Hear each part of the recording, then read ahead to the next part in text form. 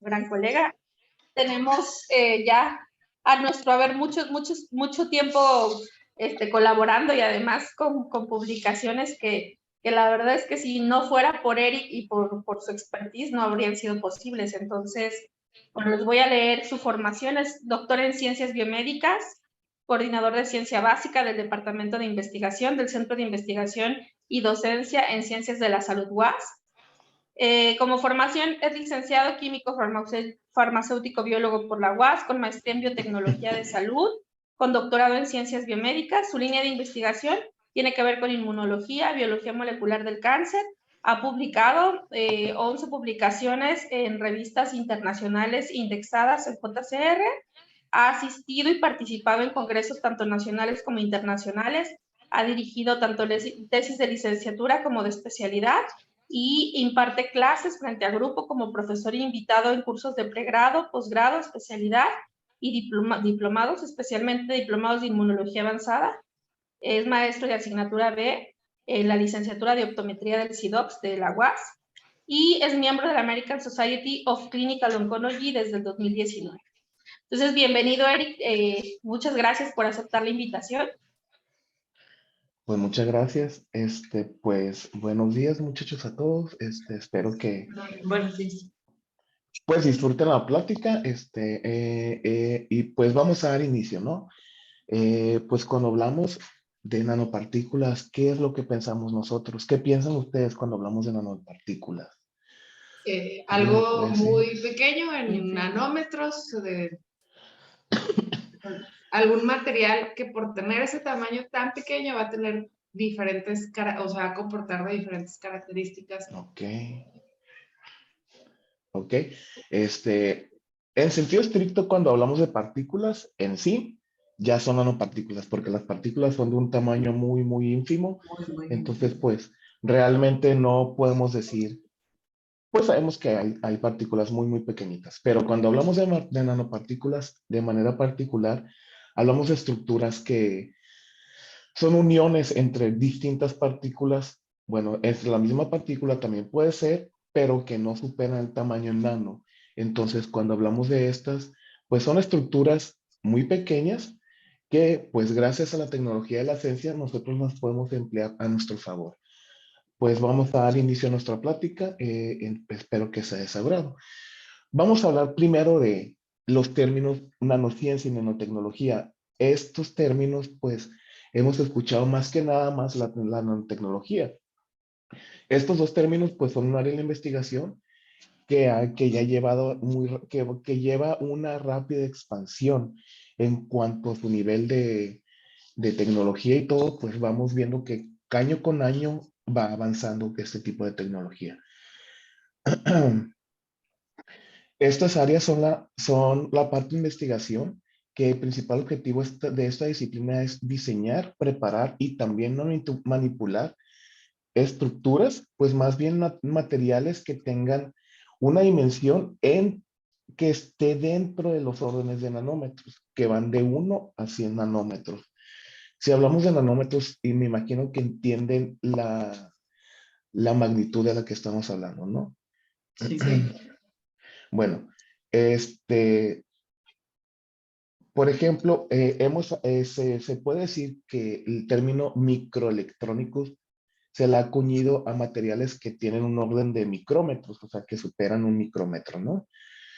Pero ya, si hablamos de varias magnitudes, pues podemos hablar de picómetros, nanómetros, micrómetros, etcétera, ¿no? Hasta llegar a kilómetros si queremos. Pero pues en sí, el objetivo de esta razón, de esta disciplina en sí, pues es, como decíamos, el diseño de manipulación y aplicación. Cuando hablamos de aplicación, pues estos materiales tienen una gran aplicación. La principal aplicación de estos materiales es distribuir pues fármacos a lo largo del cuerpo de manera dirigida. Algunos de ellos pues tienen la capacidad de atravesar barreras que no es muy fácil ser permeables para algunos fármacos, principalmente la barrera hematocefálica, la barrera del ojo y otras barreras, ¿no? Entonces, Perdón. Si hablamos de estas nanopartículas, pues podemos decir que los nanoartefactos, los podemos nombrar así también, son moléculas, aglomerados atómicos, perdón, nanocristales, nanocables, incluso nanopelículas, entre otras estructuras que pues nosotros podemos emplear para el uso de la biomedicina.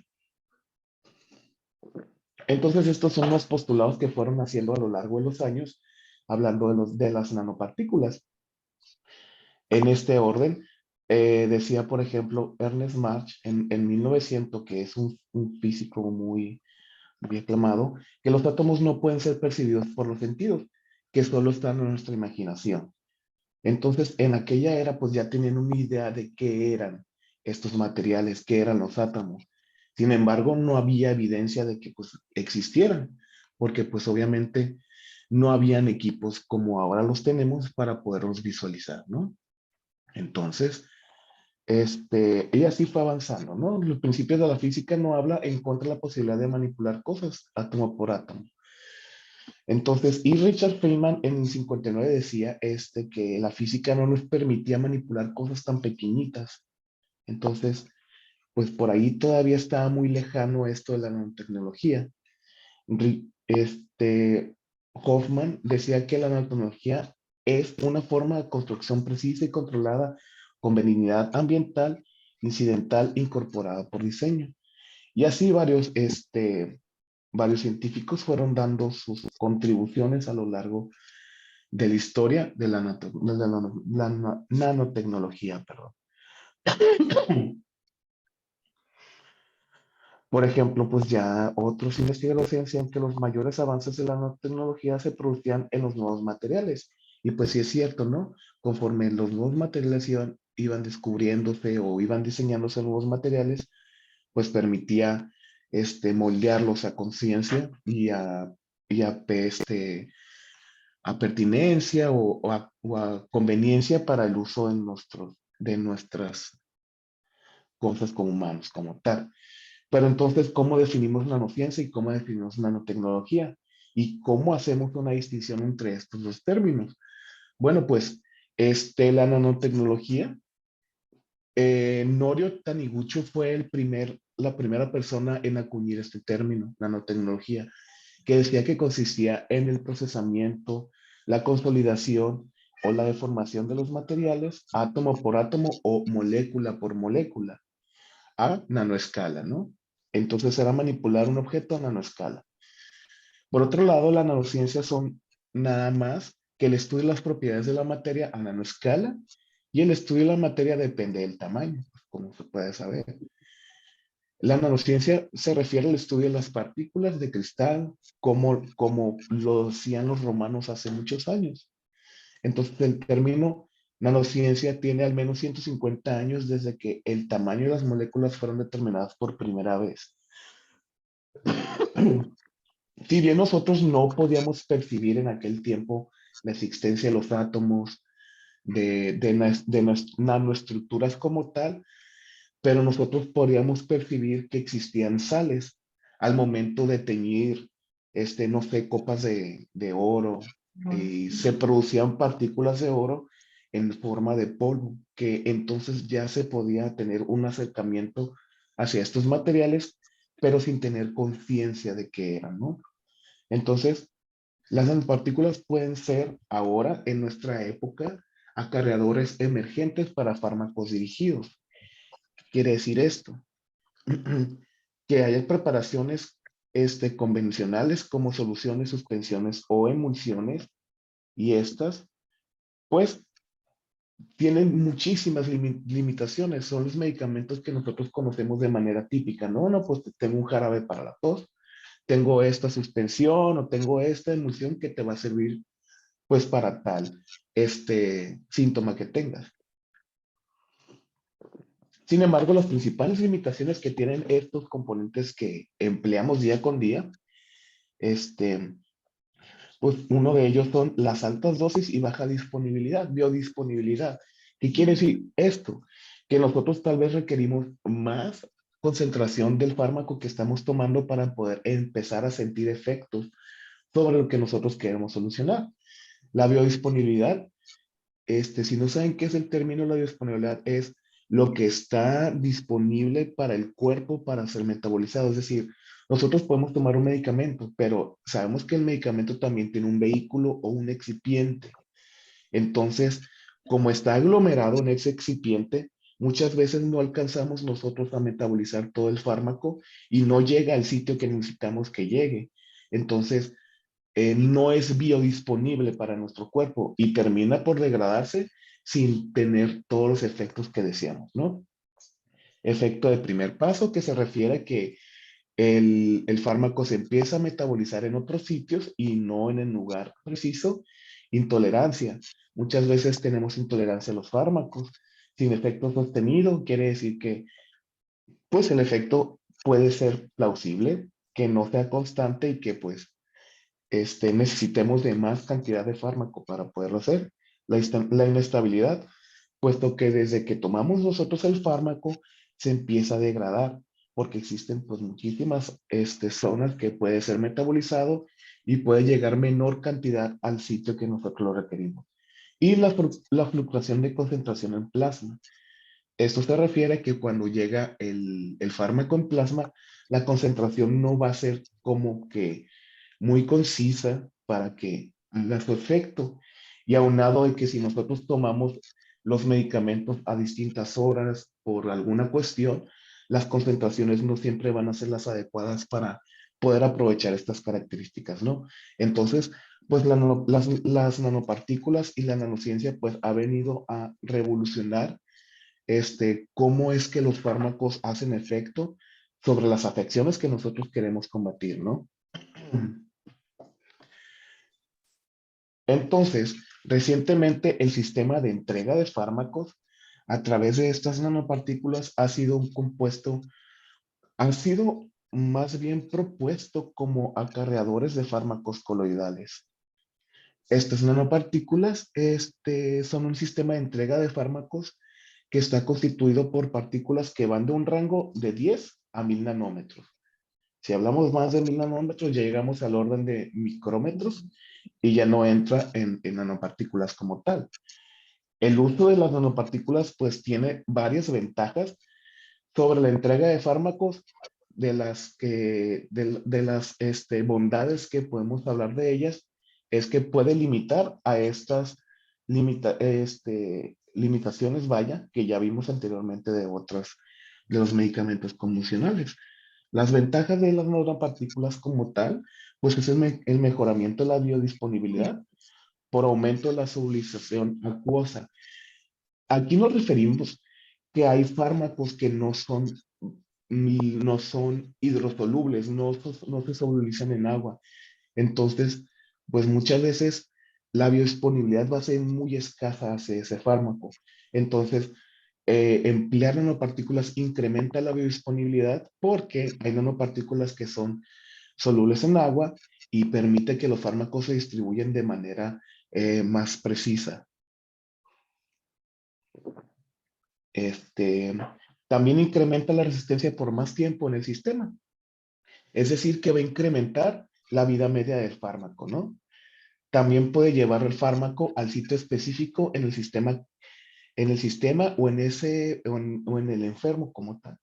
Lo va a llevar en el sitio donde se necesita, ya sea órgano específico o tumor específico, ¿no? Entonces, estas nanopartículas pueden ser dirigidas precisamente al sitio donde se necesita su acción. También, aunado a estas condiciones, el fármaco, pues nosotros podemos tomar menos cantidad, es decir, la dosis como que ya va a estar más estandarizada a lo que queremos combatir, va a disminuir la toxicidad porque pues vamos a tomar menos fármaco, ¿no? Y va a haber protección de órganos inespecíficos al fármaco. Cuando hablamos de esta característica es muy importante en ciertas enfermedades, principalmente crónicas, puesto que pues las enfermedades son órganos específicos, ¿no? Si hablamos de, por ejemplo, diabetes mellitus, pues hablamos de páncreas, hígado, no hay nada más. Entonces, por ejemplo, también si hablamos de algún tipo de cáncer, pues combatir precisamente el tumor como tal y no otras partes del organismo, porque puede ser perjudicial si Ustedes saben, ¿no? Por ejemplo, algún quimioterapéutico, pues el ataque es generalizado, tanto a células benignas como a células malignas. Entonces, principalmente como afecta a células que de rápido crecimiento, de rápida proliferación, pues entre ellas también están algunas células buenas, como lo son las células de mucosa, etcétera. Entonces, esta protección de órganos pues va a permitir que únicamente actúe sobre el sitio donde se necesita, ¿no?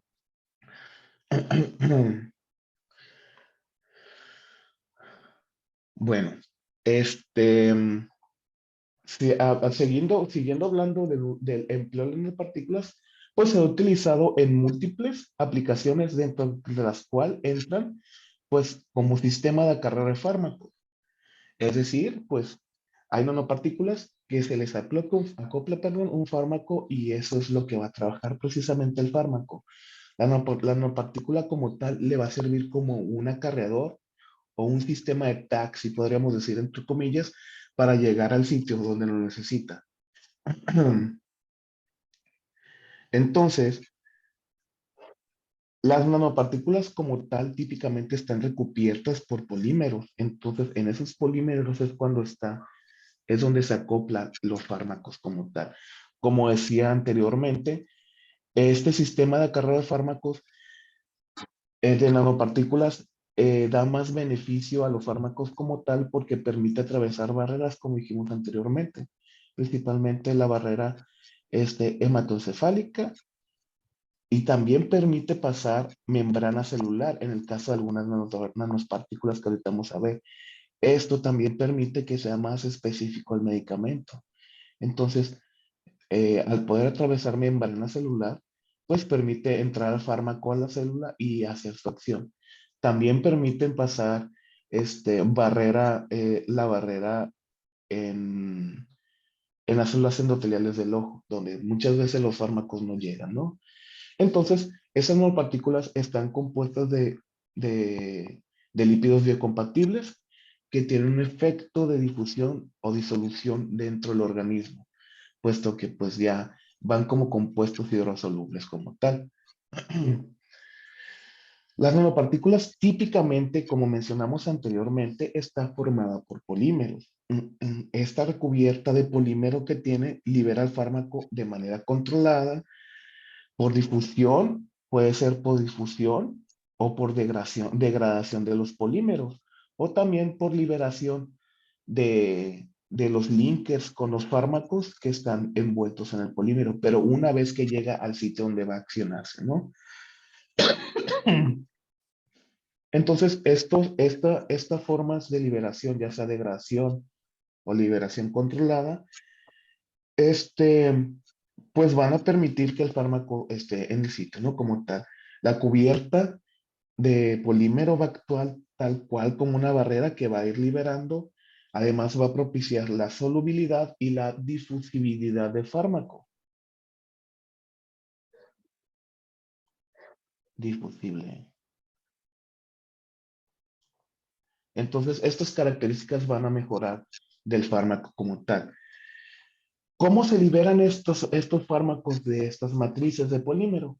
Pues normalmente pues puede ser por acción del pH, por radiación, o bien pues puede ser por potencial de reducción.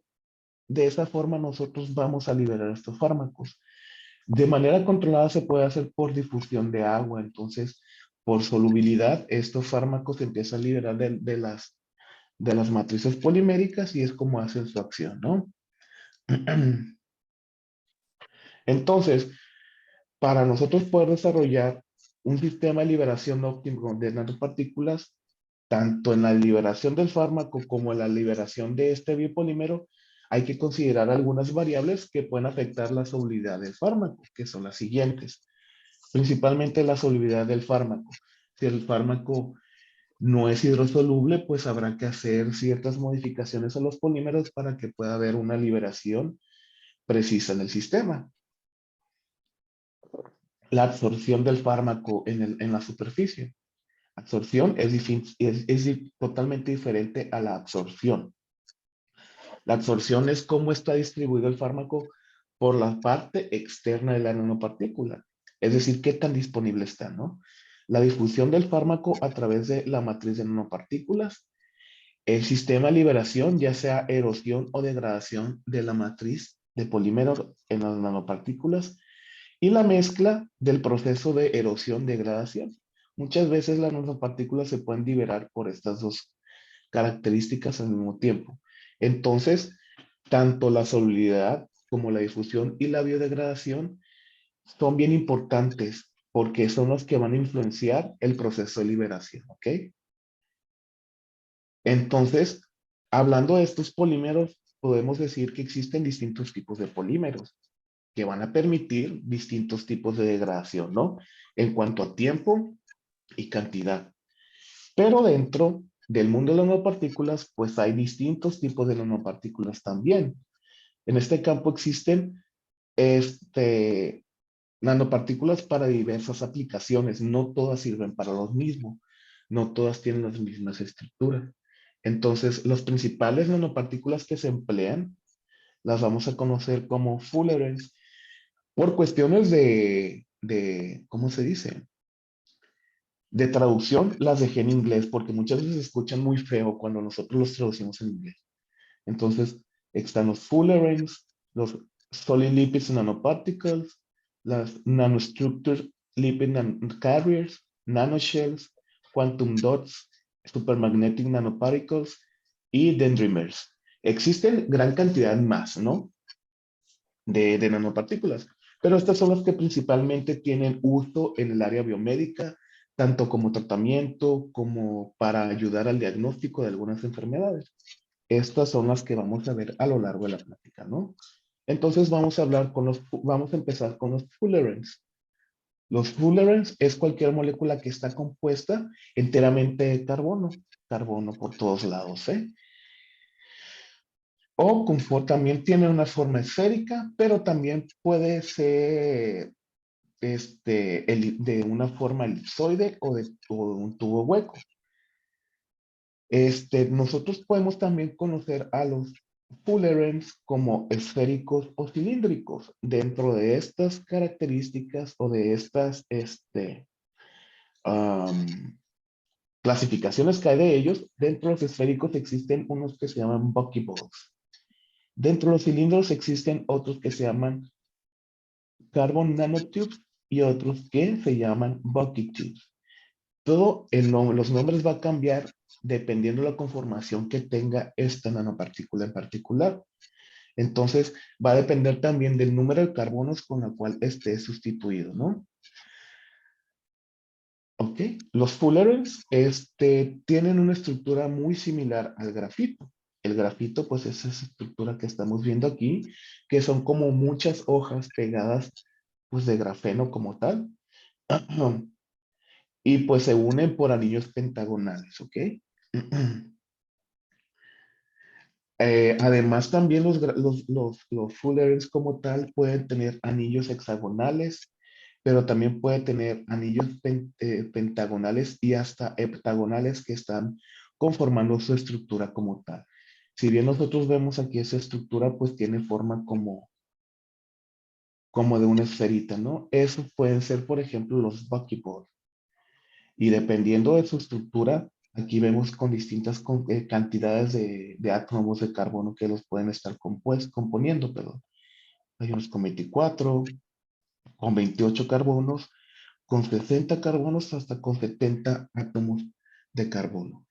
Aquellos que midan menos de 300, con 300 moléculas de carbono, son los que conocemos como buckyballs. Los que superan ese número de carbonos ya son diferentes, ¿no? Dentro de los más comunes que se emplean como tal de los fullerenes es el de 60 carbonos, que lo conocemos como, tiene un nombre largo, ¿no? Se llama Buckminster Fulleren. Lo voy a anotar aquí.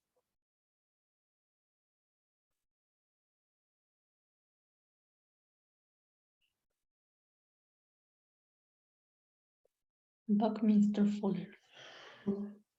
Buckminster Fulleren. Y es el que más se emplea en el campo de los acarreadores de fármacos que están compuestos de esta forma, por fullerenos, ¿no? Ok. Entonces, pues las propiedades estas que presentan los fullerenos, pues prometen gran aplicación en la salud y en el cuidado personal, porque también se utilizan como tópicos, como cremas, porque tienen muchas aplicaciones que ahorita vamos a ver. Las aplicaciones más comunes en el área médica, cuando me cayó es que le estoy dando un sorbo al café, no sé qué. Sí, no se preocupe. Como los bloqueadores solares, ¿verdad? Bueno, parte de lo que le Sí, digo. hay bastantes aplicaciones que tienen, que pues aquí en México pues no conocemos todavía, miren, pero si se dan cuenta pues tienen años aplicándose. Ya estamos en 2023 y por ejemplo este es de 2003. Ya pasaron 20 años pues. Entonces yo siento que falta mucho investigación de esa forma aquí en México. No sé si realmente el UNAM o las instituciones grandes ya las estén llevando a cabo. Me imagino que sí, ojalá. Entonces, por ejemplo, este fullerene de 60 carbonos, que ya pues sabemos que tiene un nombre muy largo, pues tiene acción proteasa contra el HIV. Entonces puede inhibir este, que el HIV se una a las células que infecta, pues precisamente los linfocitos T, ¿no? Y entre otros, ¿no? Va a cambiar, el nombre del fullereno va a cambiar dependiendo de su composición. Fullerene pirrolidinas, pues también tiene una aplicación antiviral, pero también hay muchas otras aplicaciones como tal, como liberación y liberación de radicales y la eliminación de estrés oxidativo, es decir, que tienen efecto antioxidante. También promueven la apoptosis en algunas células, cuando nosotros agregamos un fármaco, precisamente. Si se dan cuenta, pues se le agrega el fármaco y estimula la apoptosis en un grupo determinado de células. Por eso decimos que puede ser órgano específico o tejido específico o célula específico. Entonces, por ejemplo, el carboxifullerene promueve la apoptosis en células de cáncer hepático. Este mismo también puede este, inducir otras cosas como tal y así, ¿no? Tiene varias aplicaciones, pero podemos hablar de las aplicaciones de manera general. Puede funcionar como acarreadores de ácidos nucleicos, como acarreador de fármacos de cáncer, acarreador o para entregar fármacos en el cerebro para atravesar esta capa que tenemos, la hematoencefálica, actividad antiviral, actividad antioxidante, eh, liberación transdermal, también liberación a nivel de corazón y entre otras características, ¿no? Si se dan cuenta, todas esas estructuras son muy diferentes. Esto es lo que se le acopla al fullereno como tal. Y el corazón o el centro tal cual del fullereno, pues es esa estructura esférica. Aquí vamos a hablar cómo es que, por ejemplo, el fullerene que está compuesto por 60 carbonos presenta actividad antiviral. ¿Ok? Esta actividad antiviral pues está precisamente enfocada en la actividad biológica que tiene el virus como tal. Entonces, pues puede inhibir que el virus infecte al linfocito T. Entonces, pues tiene que ver también con su arquitectura molecular como tal. La arquitectura molecular del fullereno hace que sea como tal un antiviral y también puede tener actividad antioxidante sobre estas características, ¿no? Entonces, los compuestos con actividad antiviral generalmente son de gran interés médico y debido a estas acciones, pues se ha descrito de distintos modos por la farmacéutica. La replicación del VIH, pues puede ser suprimido por varios compuestos antivirales. De manera eficaz, nosotros pues podemos prevenir o retrasar el síndrome de inmunodeficiencia adquirida por la infección a VIH, ¿no? Entonces, esta es la molécula que ya está patentada. De hecho, aquí están los investigadores que lo patentaron, que encontraron que al acoplarle estas características o estos compuestos a los fullerenos, podían proveerle esta actividad proteasa contra el VIH, ¿ok? Esta característica como tal también evitaba la, la actividad viral del VIH. Los fullerenos también tienen una gran actividad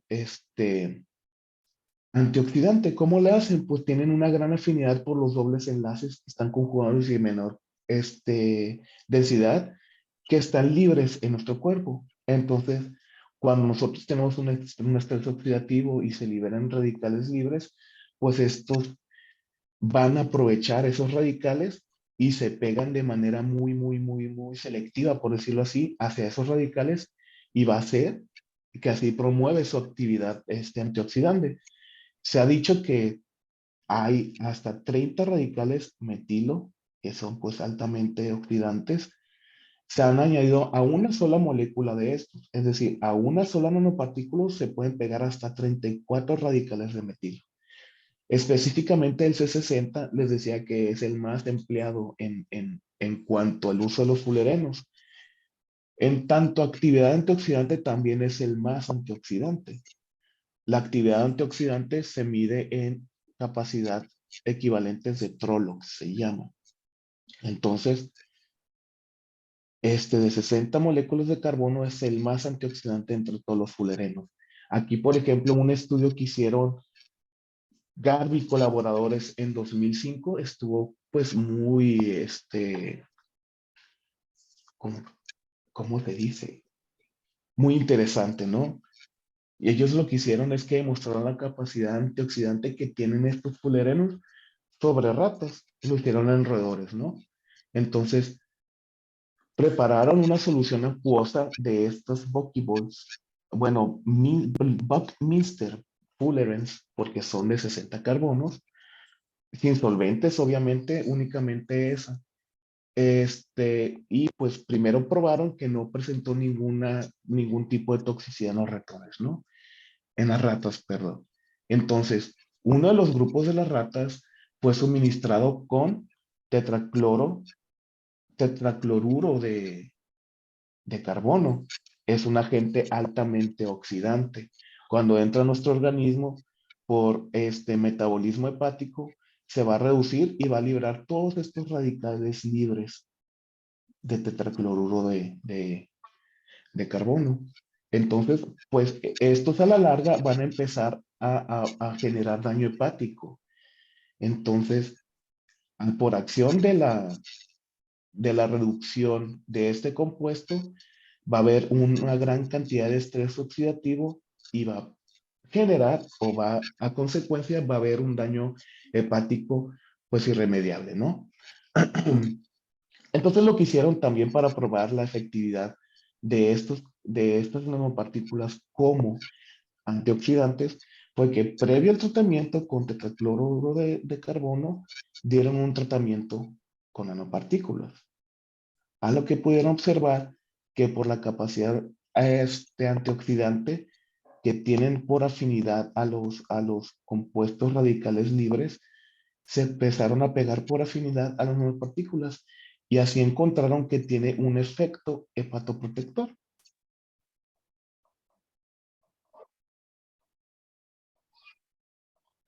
Entonces, así comprobaron la actividad antioxidante de estos compuestos. ¿Ok? Vamos a hablar muy brevemente pues de todas las nanopartículas que vamos a tocar, porque pues podríamos darnos todo el día en cuanto a las aplicaciones que tienen, ¿no? Las siguientes nanopartículas de las que vamos a hablar son las denominadas solid lipid nanoparticles.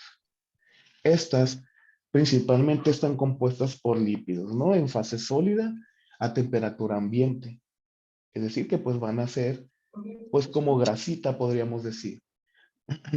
Normalmente son tensoactivos para emulsiones y tienen un diámetro que va de 30 hasta 1000 nanómetros. ¿Ok? Ya son un poquito más grandes. Su principal aplicación es la entrega de fármacos como tal. Entonces, estos solid nanopáricos ofrecen características únicas porque tienen un tamaño pequeño, pero también tienen una gran área superficial, es decir, son extensas, pero su tamaño al final de cuentas es pequeño, ¿no? Y gracias a esto les va a permitir cargar una gran cantidad de fármaco, una gran carga de fármaco dentro de estas partículas, ¿no? Y a ello se le va a unir también el aumento del rendimiento de los fármacos, nutracéuticos u otros materiales. Entonces Oye, aquí Eric, estamos perdón. viendo, dígame, Eric, aquí tienen una pregunta. ajá, dígame. ¿Se podrían considerar como nanoliposomas? Mm, no, los liposomas son diferentes, ahorita vamos a ver, Ujú. ¿ok? Entonces, aquí vemos que dice fármacos, nutracéuticos y otros materiales. Entonces, la liberación de fármacos no es único, sino que también se le pueden aunar nutracéuticos. Conocemos, pues, varios nutracéuticos, por ejemplo, los que vienen liberados de la cúrcuma, que es la curcumina, Ujú. que tiene un compuesto que es altamente carcinogénico. Si se le da como adyuvante a terapia de cáncer a una persona con cáncer, esto puede aumentar la calidad de la quimioterapia que se le está dando a esa persona, porque la curcumina como tal tiene un potencial anticarcinogénico si se utiliza como, podría decir, como coadyuvante a la terapia. Y entonces, pues también hay algunos compuestos nutracéuticos que se le pueden poner a estas partículas como tal, ¿no? Entonces así incrementamos el potencial que tienen en el área, pues, de los tratamientos. Existen distintos métodos que van a permitir la preparación de estas nanopartículas. Los más utilizados es secado por aspersión, mezcla por atosizallamiento, ultrasonicación y homogenización con alta presión.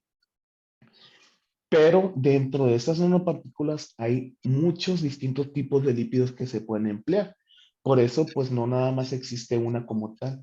Por eso existen varios tamaños y distintas características como tal.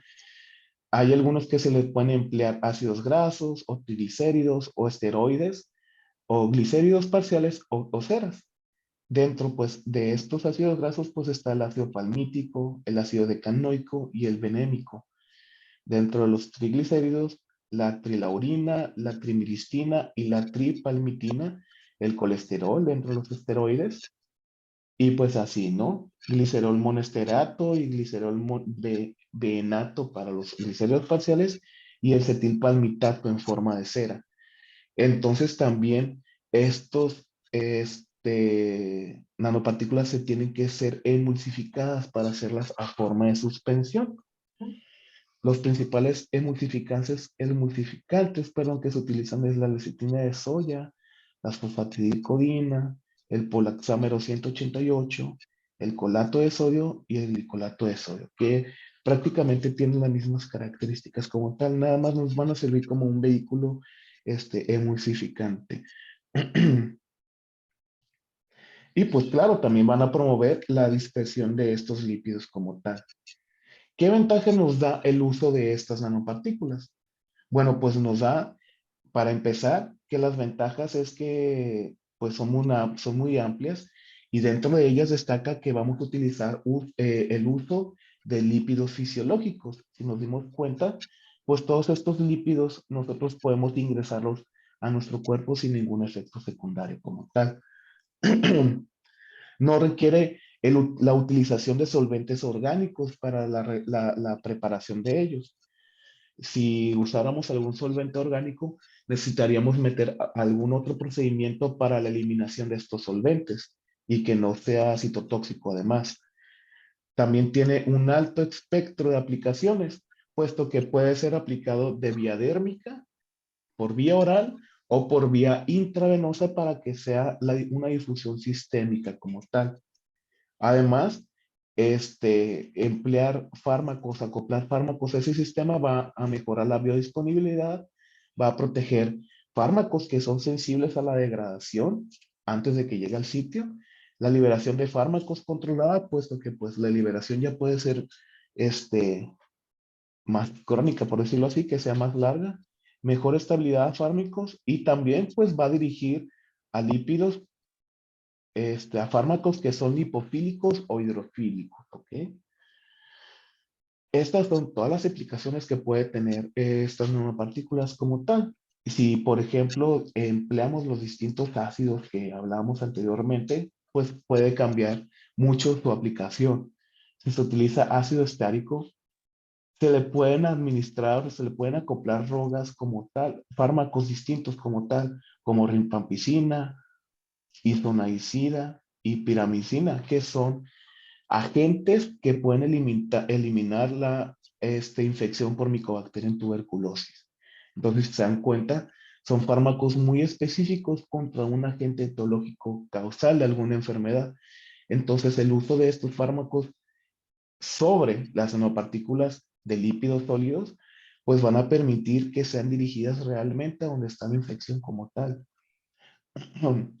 Y así, ¿no? Principalmente, pues hay muchos que se emplean como uso antibiótico, antimicrobiano como tal,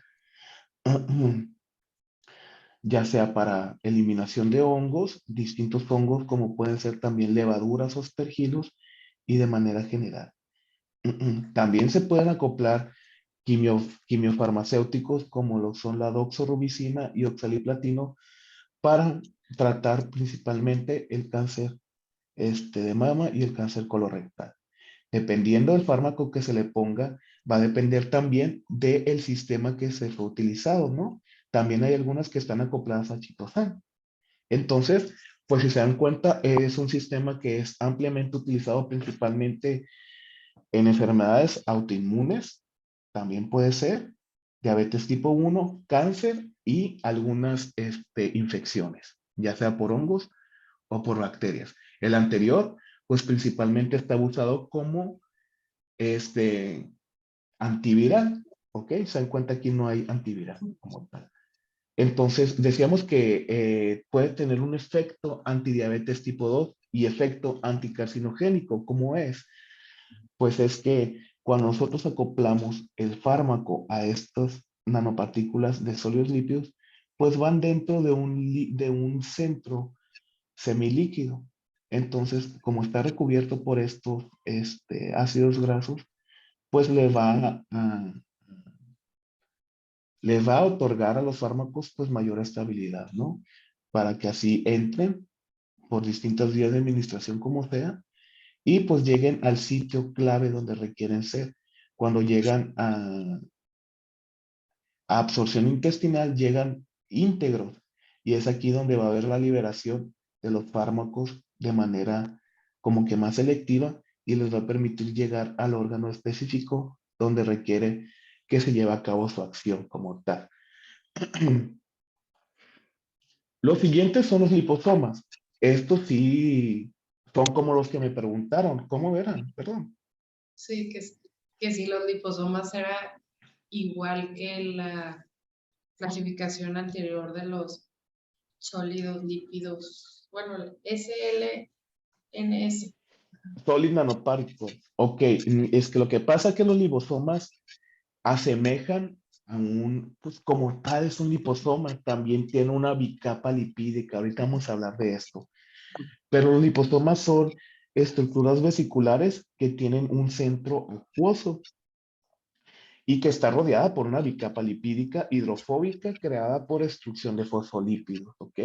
La forma de generación de esta bicapa es por extrusión, perdón. Es empleo de calor y presión, ¿ok? Es este proceso como tal. Estos fosfolípidos generalmente son GRAS, se conocen. Generally recognized as safe. Quiere decir que pues son biocompatibles en todos sus aspectos, ¿no?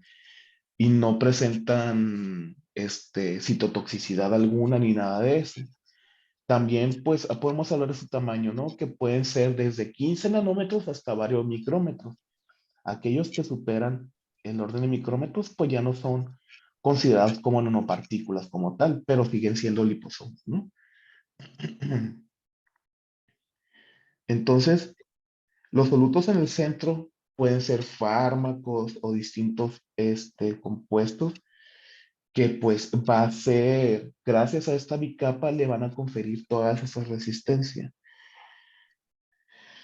Pues mencionábamos que lo que está dentro o los fármacos no tienen la capacidad muchas veces de atravesar a las células, porque pues tienen, nuestras células tienen una membrana bilipídica que pues tiene muchas funciones, ¿no? Dentro de las cuales destaca la difusión, que no va a dejar pasar a todo nomás porque sí, ¿ok? Esas son las principales características. Aparte de que tiene muchos receptores, ¿no? Entonces, como estos fármacos no pueden atravesar de manera pasiva, a estas células, pues hacemos empleo de estas nanopartículas. Como también tienen una capa bilipídica, se va a unir de manera selectiva a la membrana lipídica a la membrana bilipídica de nuestras células y lo va a permitir pasar por simple difusión. Es así como se emplea muchas veces como tal. Los liposomas aparte pues tienen la capacidad de fusionarse a estas bicapas. Pues puede ser principalmente en una membrana celular, también puede ser sobre tejido de manera específica y esto va a promover la liberación de su contenido. Es decir, cuando estas estructuras se posicionan en la capa bilipídica, se fusionan y van a permitir la liberación del fármaco dentro de la célula para que haga su acción como tal. Entonces, hay algunas estructuras que pues varían en su tamaño. Aquellas que ya son nanométricas que decíamos aquí, que no llegan a los micrómetros, son conocidas como nanoliposomas. Estos sí pertenecen a nanopartículas como tal, ¿no? Ok, pues esas son las características principales que tiene un liposoma como tal, resguardar al fármaco dentro de su centro. Esto cuando hablamos que estamos utilizando un fármaco hidrofílico, perdón. Cuando utilizamos fármacos hidrofóbicos, el fármaco va puesto aquí entre lo que conforma la bicapa del liposoma como tal. Las características principales de estos liposomas es que poseen el centro acuoso, donde va a ir el fármaco hidrofílico, que le va a permitir una capacidad de fusión dentro de la membrana de las células y pues le confiere todo lo que ya mencionábamos anteriormente. Pero también tiene propiedades acarreadoras como tal, no nada más de entrega de fármacos, sino que también puede acarrear compuestos antimicrobianos o antivirales o insulina para tratar la diabetes como tal, pero también antineoplásicos y DNA plasmídicos para hacer muchas veces transfecciones, ¿no? Entonces, como vemos, también puede ser utilizado ampliamente en el área de la investigación. Sí lo sabré yo que ya lo he utilizado muchas veces, ¿no? Entonces, pues los liposomas pues son de gran empleo en la biomedicina. Pues, pues principalmente como mencionamos, puede acarrear algunos compuestos que son antimicrobianos, como anfotericina B, polimixina B, ampicilina, ciprofloxina, entre otros muchos antibióticos para eliminación de distintos microorganismos. Pero también pues tiene la capacidad de acarrear algunos fármacos, como son antivirales para el virus de inmunodeficiencia humana. Y de manera general, pues también para la entrega de DNA plasmídicos, para transfectar células subcutáneas, puede ser en cáncer de mama, en neuroblastoma y así, de manera general. Aquí hay otras características aplicables que tienen estas nanopartículas, que hablamos de los liposomas, ¿no?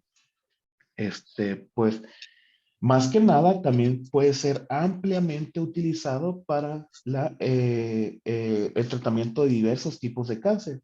Aquí están todos los fármacos que se ha logrado emplear en este sistema y pues sus distintas aplicaciones como tal, ¿no?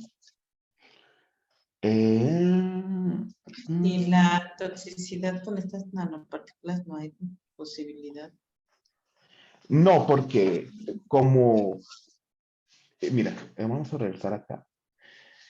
No nada más son los liposomas como tal, sino que se le agregan un montón de receptores, bueno, de ligandos, podría decirse, para que sean específicos de una célula. Las células de cáncer, vamos a dibujar aquí una celulita.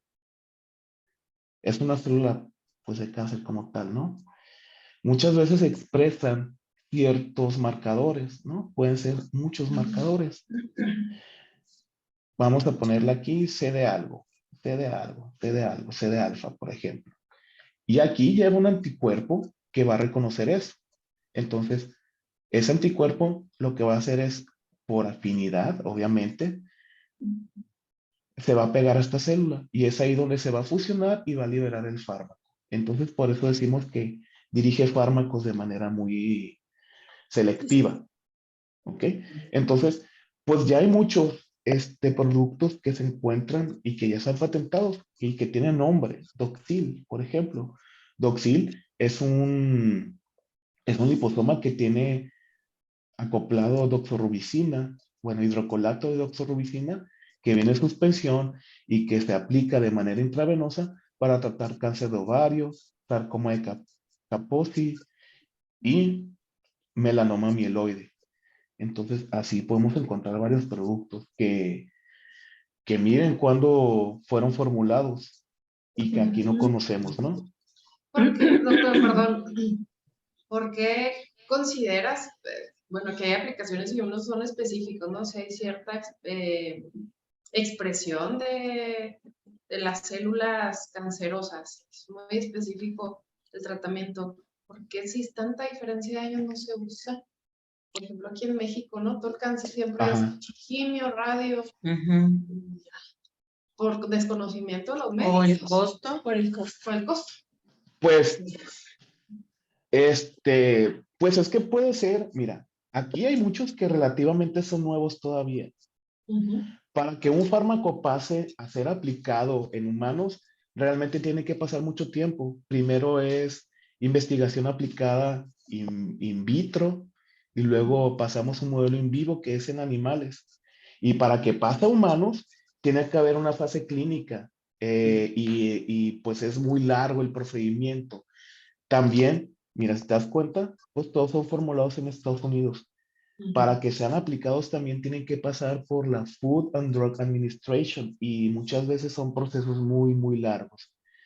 También aúnales pues el dinero, ¿no? El poder adquisitivo de Estados Unidos pues es superior a México. Y pues aquí en México pues, este, pues realmente sí se usan quimioterapéuticos, pero yo creo que ya se está avanzando un poco más en el tratamiento aquí en México. No estoy seguro si aquí en México ya se empleen como tal estos productos, pero la verdad pues es que ojalá, ¿no? La verdad yo creo que tiene que ver todo, muchos de los procesos burocráticos que, bueno, no burocráticos como tal, sino éticos para que un material pueda ser administrado a un humano como tal. ¿Ok?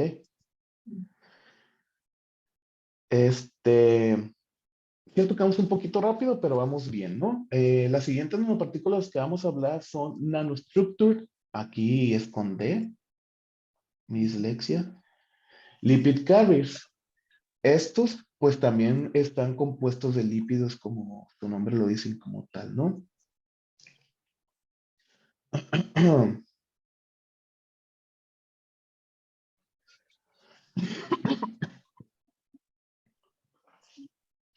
Bueno, estos como tal son la conjugación de un lípido en estado sólido y líquido.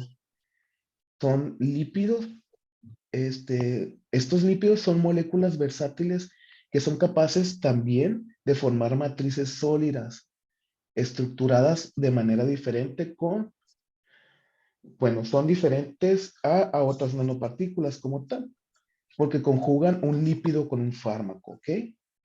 Eh, Estas nanopartículas en particular fueron creadas para mejorar la capacidad de carga de fármacos, es decir, puede cargar más fármacos todavía que las otras nanopartículas que hemos hablado como tal.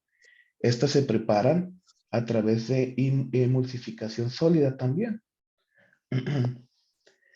Y la liberación de fármacos de este sistema ocurre por difusión y por degradación, es por ambas como tal. Principalmente se usan en el área farmacéutica como acarreadores de fármacos tópicos, también oral y parental. La administración de estos puede ser a través subcutánea, intramuscular o intravenosa también para alcanzar niveles sistémicos como tal, ¿no? Ok, también pueden ser generalmente aplicados como nanopartículas sólidas porque pues presentan la facultad de distribuir los fármacos de manera homogénea como tal. La principal aplicación que tienen, decíamos que es en la área farmacéutica. Perdón, bloqueé aquí. ¿Y la eliminación de las nanopartículas, doctor? Dame un segundo. Si estoy compartiendo todavía la pantalla, se me cerró la No, presentación. no se Es salió que, la presentación. bueno, la voy a volver a poner. Es que bloqueé la tablet por error y se cerró. Pero ahorita la abrimos.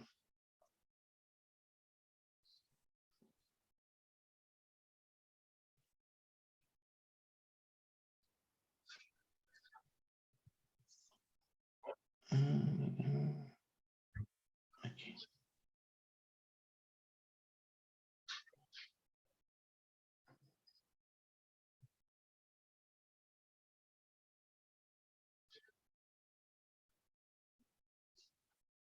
Ahí está, ¿verdad?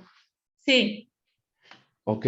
La eliminación, pues todos los partículas como tal se ha demostrado que no se acumulan y que son de fácil liberación, no se acumulan, no son bioacumulables y tampoco se desguardan en tejido adiposo como muchos fármacos lo hacen. Más que nada, además de ser acarreadores de fármacos, para aumentar la liberación y disminuir tanto la carga de fármaco que se debe utilizar en el cuerpo, pues es es benévolo utilizarlo, o sea, no, o sea, como son compuestos de mero carbono, no hay ningún problema en su eliminación, es eliminación renal y se liberan completamente, ¿no? No hay ningún efecto perjudicial hasta el momento, por decirlo así. Entonces, pues las aplicaciones que tienen estos nanocarriers, nanostructures, lipid carriers, pues las aplicaciones que tienen como tal, pues son utilizadas como drogas antiinflamatorias, de liberación sostenida, dependiendo de su composición, ¿no? Si está formado de ácido esteárico, oleico, carbopolo o minoxidil, pues su efecto, su aplicación más bien es farmacéutica y cosmética para procesos bioquímicos como tal. Y así pues vamos a encontrar que como tal, estos no tienen un efecto sistémico, por decirlo así, sino que muchas veces son tópicos como tal, ¿no? Pero pues se utilizan porque pues son mejor el aprovechamiento que tienen los fármacos como tal. También se pueden utilizar para aplicar ciertos fármacos que son dirigidos hacia órganos específicos, como los otros, ¿no?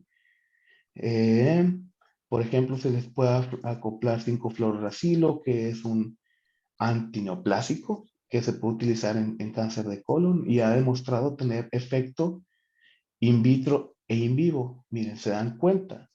Esto es nada más, se ha visto a nivel animal y a nivel in vitro. Todavía no es aplicado en humanos. Esto también in vitro, in vivo, perdón, pero en ratas todavía no ha llegado a la fase clínica como tal, podríamos decir, porque necesitan años para eso.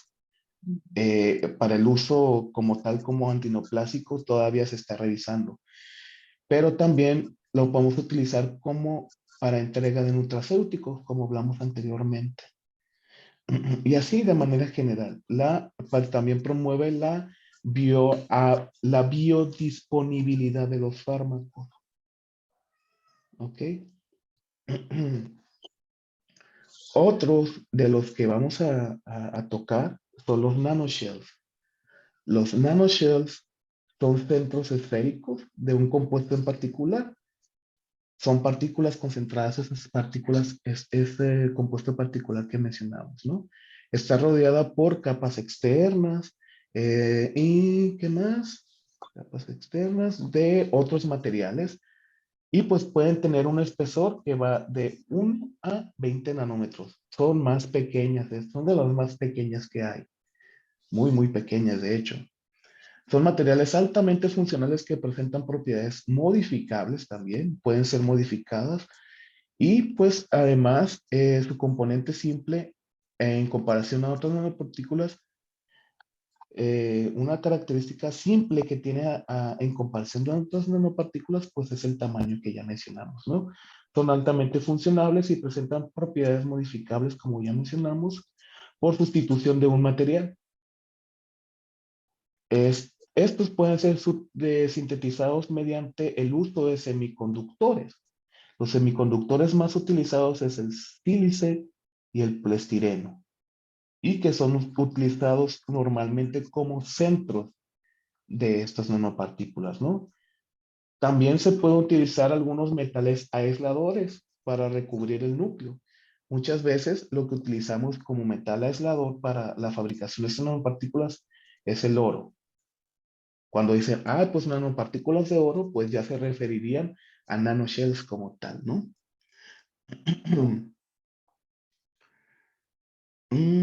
Ok. Entonces, ¿cómo es que funcionan estas nanopartículas como tal? Bueno, cuando uno de estas nanopartículas llamadas nanoshells, pues tiene una matriz de polímero también, se ilumina con una longitud de onda específica. Aquí tenemos una nanoshell como tal, la metemos en un sistema y llega una célula, la liberación no va a ser como tal por acción como la vimos anteriormente, sino que esta requiere de una irradiación para que la liberación del fármaco se lleve a cabo dentro de la célula, ya que está dentro de ella. Entonces, esta tiene la capacidad de absorber calor y por el calor va a colapsar y va a liberar el fármaco, ¿no? Una vez que llega a ese sitio donde nosotros lo queremos dentro de él. Entonces, esas son las características y el modo de acción que tienen estas nanoshells. No liberan ningún material hasta que lleguen al sitio donde queremos que esté, ¿no? ¿Por qué? Pues dentro del núcleo va a haber partículas que están basadas en la entrega de fármacos. Entonces, va a haber fármacos también y cuando lleguen al sitio es cuando se va a incidir este calor o luz infrarroja como tal sobre el tejido que nosotros queremos que, que se libere el fármaco. Si no agregamos esta luz, pues no va a haber liberación de los fármacos como tal. Entonces, estas nanopartículas pues también interactúan con el fármaco a través de los grupos funcionales como tal, ¿ok? También le dan estabilización electrostática y cuando viene en contacto con un sistema biológico puede ser direccionado el fármaco lo direcciona como tal a donde lo queremos. Entonces, también pueden ser empleados en imagenología, no nada más como tratamiento, sino también como diagnóstico, porque nos va a permitir, por ejemplo, la liberación no nada más de fármacos, sino de sistemas que nos van a permitir monitorear enfermedades, por ejemplo, pues algún sistema de contraste para alguna tomografía, etcétera, ¿no?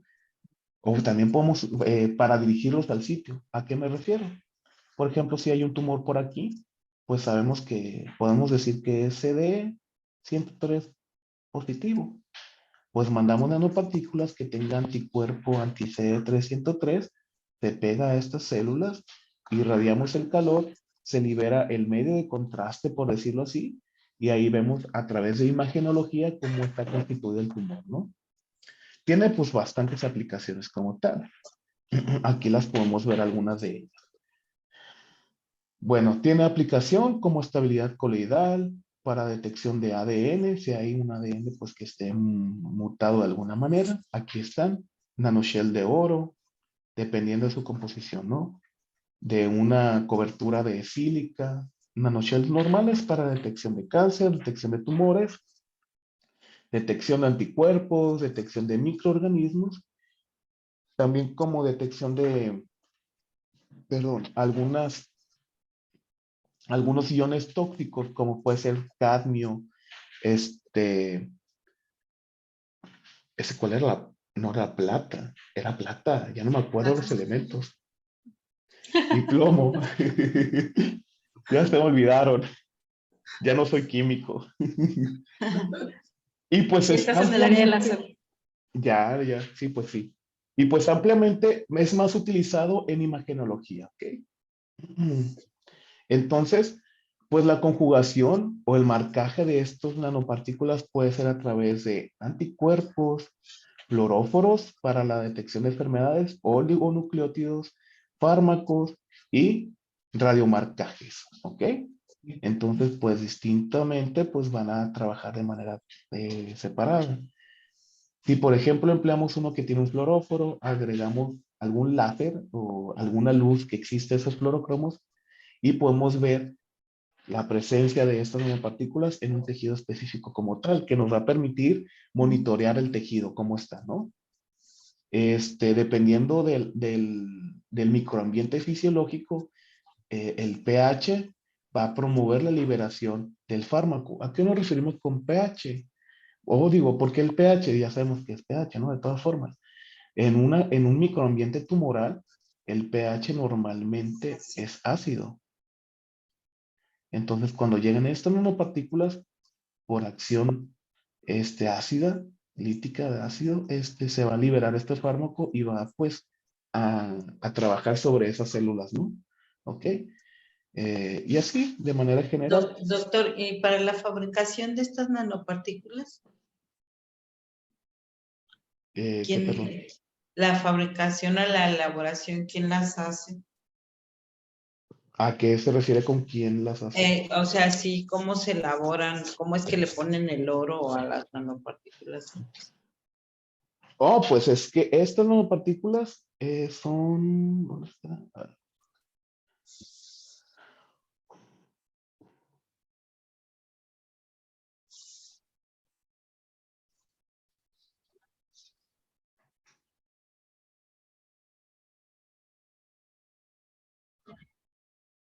Yo vi que hay dos maneras, ¿no? De realizarlas. Una que Mira, sea como golpe, lo ideal. estas también se les ponen matrices de otro material, también pueden ser poliméricas. Entonces, básicamente se preparan como las anteriores, ¿no? Pueden ser por aspersión y todo eso. Bueno, para lograr los objetivos, estos nanoshells ya puede ser a través de uso diagnóstico y o terapéutico, pues son los más efectivos que se pueden utilizar. Es porque estos se pueden conjugar a anticuerpos, oligonucleótidos, fluoróforos, ligandos dirigidos, polímeros y agentes terapéuticos y radioisótopos. A los polímeros es a los que se le agregan estos anticuerpos. Pueden ser únicamente absorbidos o pueden ser integrados por otros mecanismos, ¿no? Si a eso se refería. Otros de los utilizados son los quantum dots o puntos cuánticos como tal. Estos quantum dots no son nada que nanocristales semiconductores, este, nanocristales semiconductores y nanocristales core shell se llaman, que contienen una interfaz en distintos materiales semiconductores. Su tamaño en esta vez nada más va de 2 a 10 de manera nativa. Pero cuando encapsulamos estos polímeros que van pegados los fármacos y todo eso, suelen crecer y van de 5 a 20 nanómetros. Realmente siguen siendo muy pequeños. De esta forma, los nanocristales semiconductores, debido a que sus propiedades se lo permiten, pues se han convertido en una herramienta indispensable en la investigación biomédica debido a su detección por fluorescencia. Además, esta fluorescencia que liberan puede ser cuantificable, ¿ok? Porque pues puede quedar de manera prolongada y nosotros podemos medir esa fluorescencia de manera relativa como tal. Los quantum dots además pueden funcionar como andamios y agentes de contraste para imagenología como tal, puesto que pues es una molécula pequeña hidrofóbica y los fármacos además podemos embeberlos en un centro inorgánico, ¿ok? Estos centros inorgánicos, ahorita vamos a hablar de cuáles pueden ser. ¿Qué aplicaciones tienen los quantum dots como tal? Ya mencionábamos que pues, son andamios como tal y pues podemos agregar agentes terapéuticos hidrofílicos. como lo son RNAs pequeños de interferencia para hacer transfecciones o modificaciones génicas como tal, o oligodeoxinucleótidos de antisentido, también pues para generar cambios genéticos como tal. Puedo meter moléculas también de blanqueo, por decirlo así, como anticuerpos, péptidos y aptámeros. O podemos usar la conjunción de estos dos tipos de agentes como tal. Estas estructuras funcionan como balas mágicas. Las balas mágicas pues fueron en su historia como que una generación de métodos para eliminar el cáncer como tal, que son fármacos dirigidos de manera específica al sitio donde queremos que se apliquen como tal, ¿no? Entonces, la conjunción como tal, pues nos puede emitir la señal y nos permite ver el monitoreo en tiempo real. Ahorita vamos a ver cómo funciona esto. Entonces, los fármacos pueden ser fijados de manera covalente o no covalente, ¿ok? Y finalmente, pues la estructura que se genera, esta es una estructura que decimos que crece hasta 20 nanómetros, se pueden dirigir a los sitios donde queremos que estén, ¿no? Por ejemplo, si hay un tejido dañado, que trabajen sobre las células dañadas y así tratarlos como tal. Además, estas señales que nos emiten, ahorita les voy a mencionar cómo funcionan, ¿no? Y algunas aplicaciones de estas, pues, es para la medición de cambios conformacionales de algunas proteínas, monitorear las interacciones con proteínas, análisis de actividad enzimática. En fluorescencia, vamos a utilizar una técnica que se llama FRET, que es la ganancia de la energía, de Fluorescence Resonance Energy Transfer, la transferencia energética de resonancia de la fluorescencia. Esto normalmente es utilizado mucho en el área de investigación, pero también se puede utilizar en el monitoreo de algunos tipos de cáncer como tal, ¿no? Estos pues también si están conjugados a secuencias de oligonucleótidos, puede haber marcaje de proteínas celulares y diferentes estructuras intracelulares de manera específica, ¿no? También nos va a permitir ver el flujo de células y la imagenología por color de células vivas. También lo podemos utilizar para ver imagenología in vivo, por ejemplo, para mapear nódulos linfáticos, las barreras que se utilizan en vivo, también para ver la biología del tumor. Esto es para fines de investigación como tal. Uy, no lo puse. Bueno, no lo puse. Pero bueno, ¿cómo funcionan como tal los quantum dots? Hay que limpiar aquí. Los quantum dots decimos que pueden estar acoplados a distintos sistemas de fluorescencia. Entonces, estos, cuando llegan al tejido, se les aplica una radiación también como la anterior, radiación. Cuando digo radiación me refiero a luz, ¿no? No piensen que rayos gamma y todo eso que nos van a causar cáncer, ¿no? Entonces esa luz va a excitar a los fluorocromos de estos quantum dots y va a liberar esta fluorescencia que nosotros podemos cuantificarla, ¿no?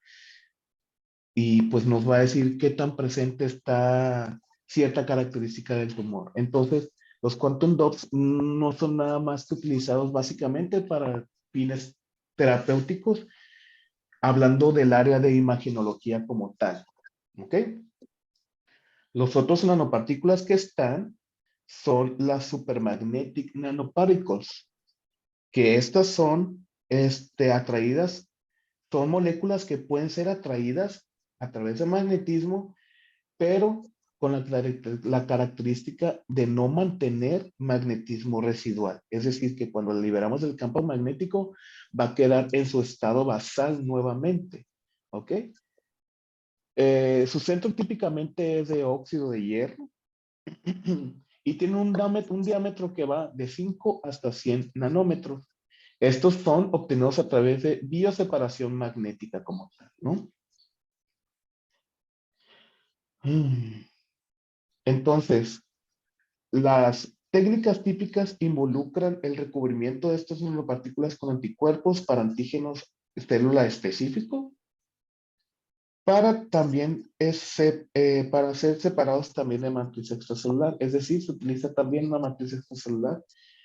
Bueno, perdón, estos también pueden ir dirigidos a matriz extracelular de un tejido como tal, no únicamente célula específica como tal. Las ventajas que tiene el uso de estas nanopartículas, pues sus principales ventajas son que pueden ser visualizadas por resonancia magnética, por sus propiedades paramagnéticas. También pueden ser dirigidas a un sitio donde nosotros requerimos que estén, ¿ok? Resonancia magnética, redirección por campo magnético. ¿Y a qué nos referimos redirigirlas? Que si, por ejemplo, está en una parte, no sé, vamos a encontrar un órgano aquí. Digamos que, vamos, no, olvídelo. Lo dibujo muy feo. Dibujo.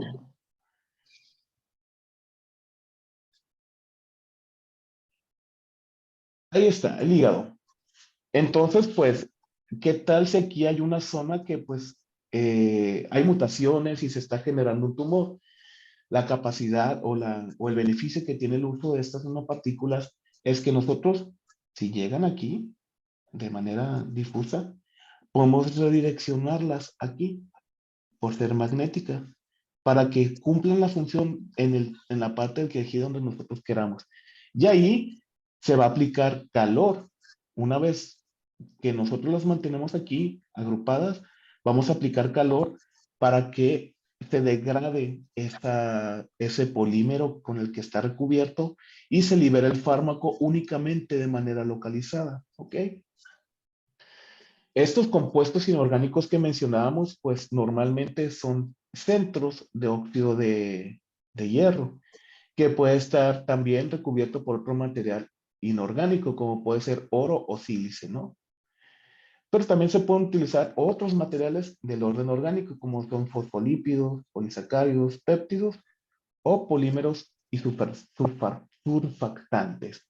Esto, pues, para unirles el fármaco que nosotros queremos emplear. La comparación que tiene esta con otras nanopartículas es que, pues, nos permite esto, la liberación en un sitio específico, porque nosotros podemos redireccionarlas por magnetismo. Hipertermia localizada. ¿A qué nos referimos? Cuando aplicamos el calor al lugar donde nosotros queremos liberar el fármaco, únicamente ahí se va a liberar el fármaco como tal. ¿Ok? Y pues también se puede hacer transfección de células magnéticamente asistido, que viene siendo básicamente lo mismo como tal. Entonces estas nanopartículas pues principalmente tienen aplicación en el área de imagenología también, para utilizar agentes de contrastes para detección de tumores en el hígado. Aquí está, pero estos son los que se llaman spions, que son nanopartículas supermagnéticas, las cuales están cubiertas con moléculas orgánicas que van de un diámetro de 50 a 160. Hay distintos tipos de nanopartículas, ¿no? Las spions son supermagnetic ion oxide nanoparticles, por se llaman spions como tal, y tienen distintas aplicaciones, pero principalmente en el área de imagenología como tal, ¿no? Entonces ahí vemos cómo funcionan más o menos. Otro complejo de nanopartículas son los dendrimers. Estos dendrimers, vamos a ver qué características nos presentan. Los dendrimers, como tales, son compuestos micelares unimoleculares y monodispersos, de aproximadamente 20 nanómetros y de estructura bien definida. Regularmente son ramificados y son simétricos y tienen una gran afinidad hacia grupos funcionales en su periferia. Es decir, aquí es donde hay afinidad por algunos fármacos como tal. Estos dendrimers pueden ser de distintos tipos como tal, ¿ok? A ver. Que puede ser que estén constituidos de poliamidoamina, melamina, ácido poliL-glutámico, polietilenamina, polipropileno imina y polietilenglicol. Este es con L. ¿Ok? ¿Qué características tienen estos como tal? Pues debido a que su función, a su estructura, perdón, consiste en 3 regiones organizadamente distintas con un centro o mitad focal, con un grupo funcional, pues la capa más externa es donde presenta unidades repetidas. Aquí tiene 3 estructuras que normalmente son diferentes, pero esto es como, para esquematizarlo, es como se generan, ¿no? Entonces, estas son separadas por lo que vamos a conocer como generaciones. Después del núcleo, sigue la generación 1, generación 2, generación 3. Puede haber más generaciones y la periferia, que es la parte externa, que es donde se adhieren los fármacos típicamente, ¿ok? Y es el grupo funcional terminal. Aquí normalmente hay unidades repetidas para que se una como tal.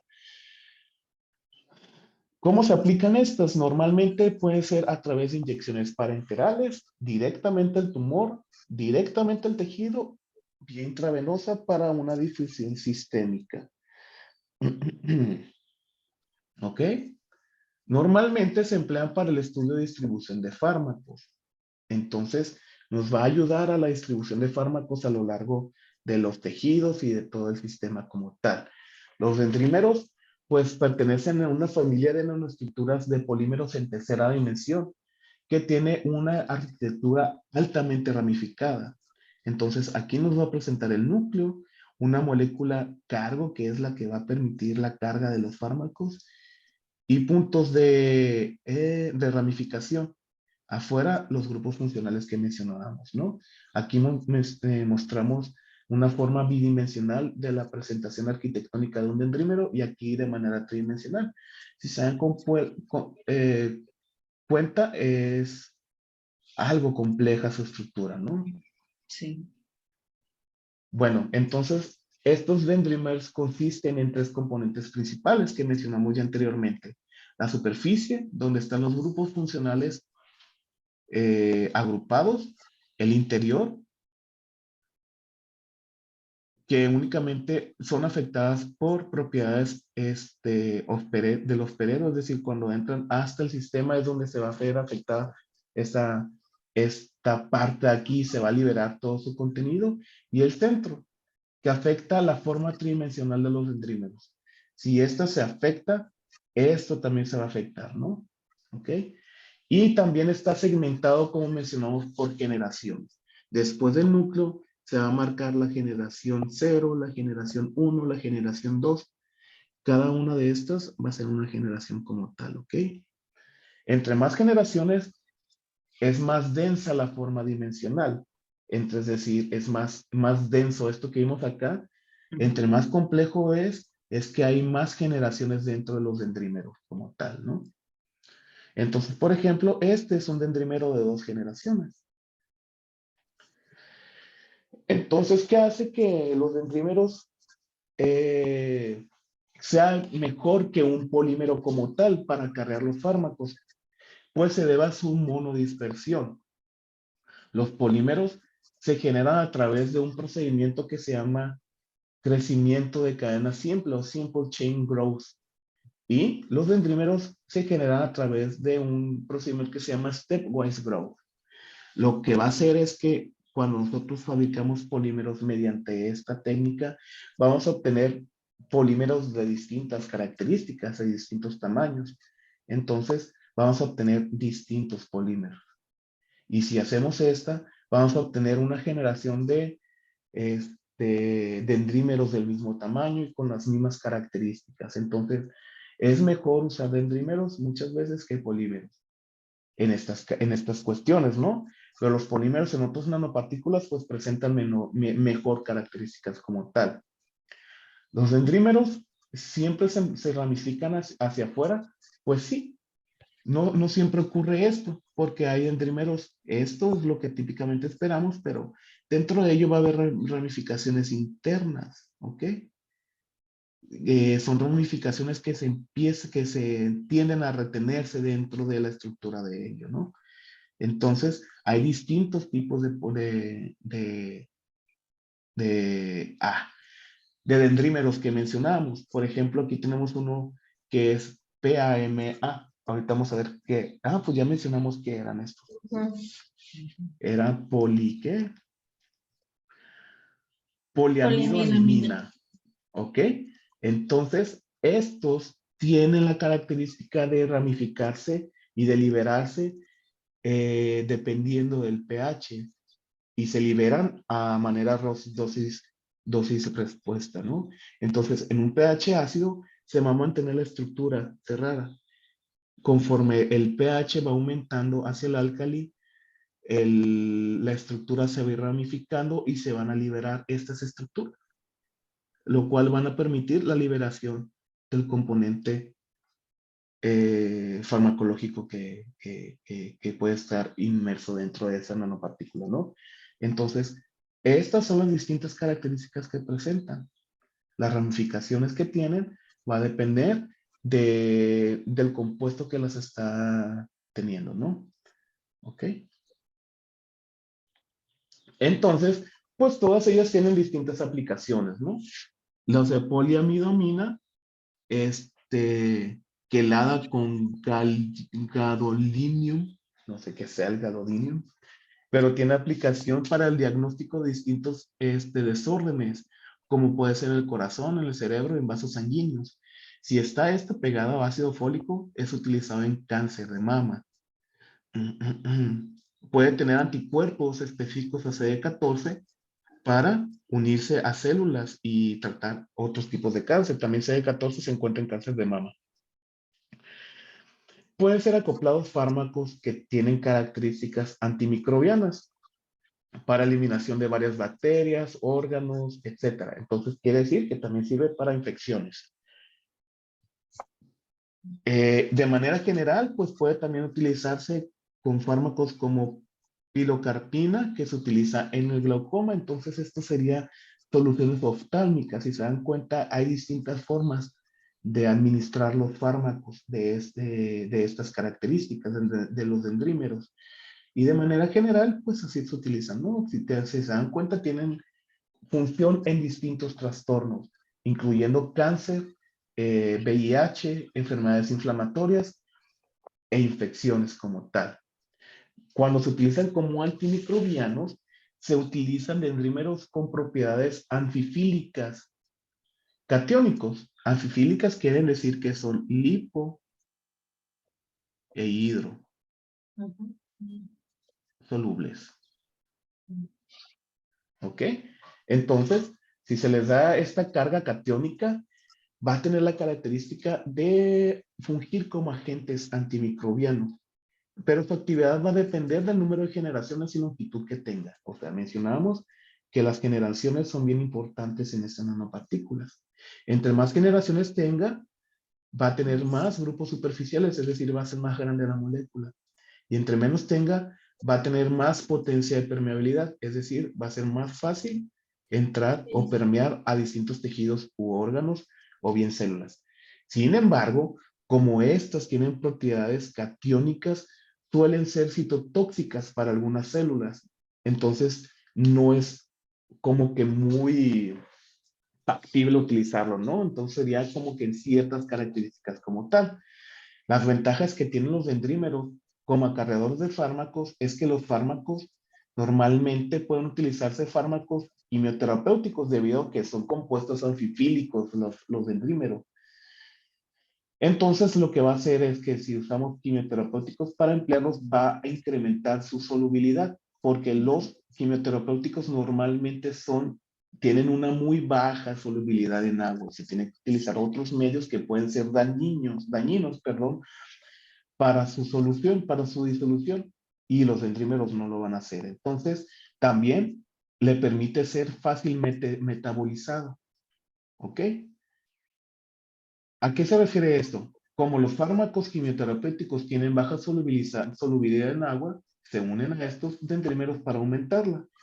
Y como estos fármacos también son fácilmente metabolizados, muchas veces al momento de meterlos al paciente, ya sea por vía oral, por vía intravenosa, van a empezar a metabolizarse en cuanto entren en el organismo, ¿no? Porque no son tejido específico, no son célula específico.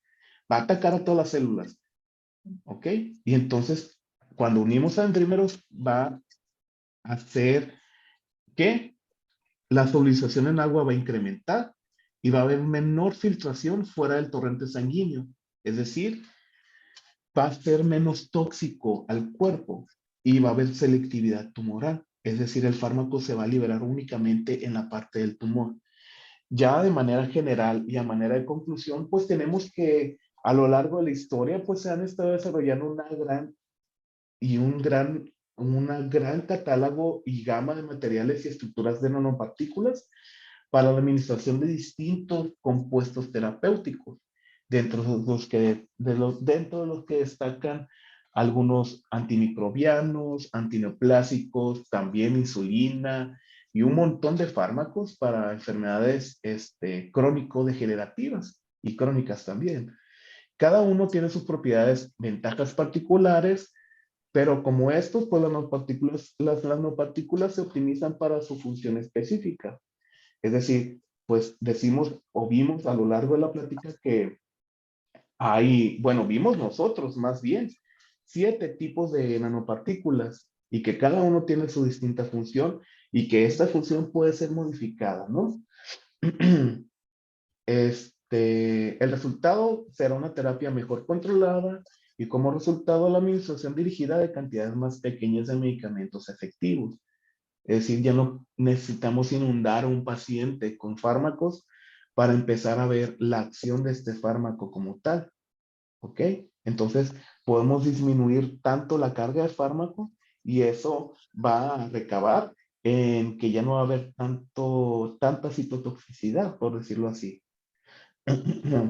Entonces, esto está siendo posible a través del uso de materiales avanzados, control mejorado del tamaño de la partícula y una mejor comprensión, de la interfaz entre lo biológico y las superficies de los materiales y sus efectos in vivo.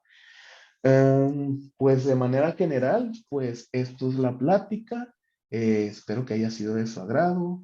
Y pues si tienen preguntas, pues es momento que las hagan, ¿no? Muy interesante, muy padre la Sí. plática. La verdad es que me parece extremadamente educativa y me parece que quedó, pues la mayoría de cosas, yo creo que todo muy claro, ¿no? Pero seguramente las chicas van a tener preguntas. Sí. Así que les cedo el micrófono. Cuando leí un poco del tema, bueno, mencionaban estos compuestos orgánicos, inorgánicos, mencionaban varias cosas que creo, doctora, abarcaste todo, o sea, todo lo que yo vi, o sea, muy bien abarcado. Nada más una duda de los magnéticos. O sea, Ajá. se utiliza como un generador de magnetismo, como si fuera un imán externo, así como se utilizan las luces externas o el haz de luz en ciertos nanopartículas que se activan con cierta longitud de onda. En ¿Te refieres? los supermagnetic nanopartículas. O sea, se utiliza esos tienen una función como una paramagnetismo, ¿no? Por el tamaño. Sí. Se utiliza para generar ese paramagnetismo, se utiliza como un imán externo. Ajá. ¿Sí? Sí, Lo que sí. pregunta es si se utiliza un imán externo para, digamos, dirigir esas partículas magnéticas hacia un lugar en específico. Sí. La principal característica que mencionábamos de esta nanopartícula es que pues son muy magnéticas, pero no quedan con residuos magnéticos cuando le quitas tú el campo magnético. Entonces, la capacidad que tiene es que nosotros la podemos dirigir con un campo magnético externo, ya sea un imán de alta potencia, entonces se van arrastrando a donde se quiere y cuando eliminas ese campo magnético, ya se quita el magnetismo de las nanopartículas y ahí quedan dispersas en el sitio. Sí se utiliza un campo magnético externo para dirigirlas. Ok, gracias. ¿Alguna otra pregunta? Eso también me llamó la atención. Bueno, ahorita esta técnica no se está aplicando en pacientes, ¿verdad? ¿Cuál? La de los nanomagnetic. Sí, se utiliza más bien para imagenología. Ah, ok. Porque, por ejemplo, hoy está de boga que mucha gente utiliza imanes para terapias. Entonces, se les da alguna indicación a los pacientes, pues por lo que usted dice, que puede haber alguna alteración con este tipo de partículas. No, porque al final de cuentas podrían catalogarse como partículas inertes hasta que se le aplique un campo magnético como tal. No sé a qué te refieras con terapia magnética. Es que haga de cuenta que ahorita está como muy popular que la gente utilice magnetos, o sea, imanes para terapias. Entonces, Okay, ya. por ejemplo, el médico alópata muchas veces no está involucrado en ese tipo de terapias, pero la gente comúnmente por divulgación de persona a persona, y luego a veces dicen, no, es que estas terapias alternativas pues no hacen efecto y todo, pero como indiscriminadamente decir eso, pues como que no, bueno, la gente que maneja los imanes, porque si se tiene un paciente con este tipo de situaciones, pues yo creo. Ah, ok, ya te entendí, creo. Sí, yo también. Es que sí, pues sí, como dices como tal, es un sistema alternativo, ya lo conozco, es la magnetoterapia, ¿verdad? Biomagnetismo o algo así. Ajá, pero no, pues no está bien fundamentado todavía ese tipo de terapia, ¿no? Pero hablando de estas nanopartículas, pues te digo, nada más son empleadas, bueno, más que nada son empleadas para imagenología como tal, y entonces, pues, son desechadas rápidamente, no quedan en el cuerpo por un largo tiempo. Una vez que se elimina el campo magnético, pues, por misma difusión del cuerpo van a ser eliminadas por vía renal. Todas las nanopartículas son desechadas de manera simple por el organismo sin ningún problema, por eso se han estado empleado tanto en distintas, pues, amenidades que presentan como tal. Y una de las cosas que creo que también es bien importante es que si bien la mayoría de nanopartículas se están tomando ahorita como para generar diferentes tipos de terapias, las nanopartículas como los liposomas pues ya son usadas ampliamente, pero más bien en el área de la biotecnología, de la biología celular y molecular para el estudio de diversas enfermedades. Entonces, si ustedes se echan un clavado en la literatura, por ejemplo, de liposomas van a encontrar, pero así, o sea, cantidad enorme de artículos que más bien van dirigidos al desarrollo de técnicas de biología molecular o técnicas de biología celular, que como bien lo dice el doctor Lizárraga, ¿no? Son tanto para diagnóstico, pero también para tratamiento, ¿no? Sí. Uso de medicamentos. Para el estudio de blancos terapéuticos, por ejemplo. No sé si tengan alguna otra duda, chicas. Adelante, si tienen preguntas. Las dejaste apantalladas, déjame te digo, Nah. Nos dejaste. Oye, un favor, ¿puedes dejar de compartir pantalla? Ah, sí. Listo. Ok. ¿Alcanzas a ver ya la pantalla, la nuestra? Sí. Ok, bueno. Te hago entrega de tu reconocimiento por impartir la plática virtual Nanopartículas dirigidas aplicadas a enfermedades en el marco del Seminario de Biotecnología, dirigido a los alumnos del doctorado en Ciencias Biomédicas y Estomatológicas, llevada a cabo el 27 de febrero de 2023, y firman al calce la Secretaria de Investigación y Posgrado, la doctora Rosa Margarita Aguilar Madrigal, y tu servidora. De verdad, agradecemos muchísimo tu participación. No, al contrario, gracias. La verdad es que nos gustó muchísimo la plática y además aquí en el doctorado hay personas que justamente van a trabajar con nanopartículas. Entonces, pues sí, está muy padre. Acá tenemos el CIMAP, que es un centro de investigación en materiales, en el cual hay un doctor muy famoso que es el doctor Orrantia, que ojalá que un día nos toque trabajar con él en colaboración.